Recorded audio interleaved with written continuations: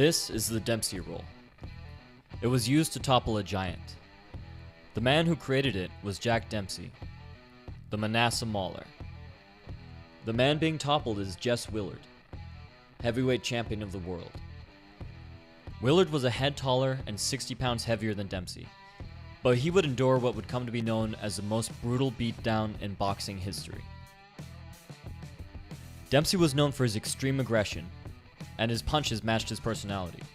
But at the same time, Dempsey put a lot of thought and subtlety into the mechanics of his boxing. In any given match, his opponent could go down from a wild swing or a tight, well-structured punch. The Dempsey Roll was not one move, but a combination of punches built of Dempsey's unorthodox techniques that happened to result in one of the most beautiful knockdowns ever recorded on film. And the first pieces of it are what Dempsey names in his book as the drop step and trigger step. The drop step is how Dempsey began each punch to build momentum. He would lean all of his weight onto his front leg and then quickly lift it up. This triggered his back leg to save him from falling, quickly pushing him forward.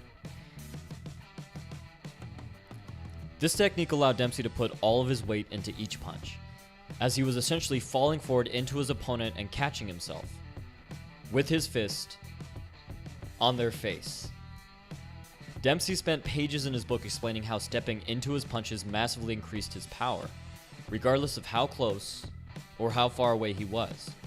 For him, balance was not something to be maintained, but a tool to be manipulated for more force. As well as using drop steps, Dempsey also liked to shift into his punches. This brings us to the next part of the Dempsey Roll: Dempsey's figure 8 bobs and weaves. Dempsey would switch into southpaw and back to chase after his opponents, bobbing and weaving to get close enough to throw a power blow, often making a figure 8 motion with his head as he did so. He would angle his steps, both to cut off the ring and take him offline. His weaving motion blended seamlessly into his punch, and helped load it up with even more momentum. He used the same figure 8 motion to put his head offline and load up each punch in his Dempsey Roll. This brings us to the last technique from Dempsey's book, the shoulder whirl. The shoulder whirl was Dempsey's way of explaining what is now commonly called the elastic band principle. It involves stretching your muscles as far as they can go until they whip back, like pulling on and then releasing a rubber band. Now let's look at how each piece fit into the Dempsey Roll. First, Dempsey gets off angle and then shifts his weight forward with his drop step, quickly gaining distance. He ducks under Willard's jab with his bob and weave motion, putting his head offline and transferring his weight. From here, it's bob and weave shifting combined with the shoulder whirl. The first 3 punches knock Willard's guard from side to side, and the fourth one connects with full force. Dempsey put tremendous power into his punches, and Willard would spend the next several minutes of his life taking the worst punishment ever seen in the ring.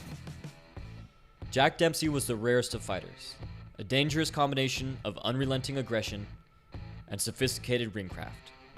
We'll end the breakdown with this interesting fact. At the age of 80, 2 young men tried to rob Jack Dempsey.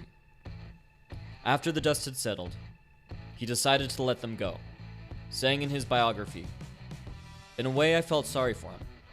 These are the kids that boxing could have helped."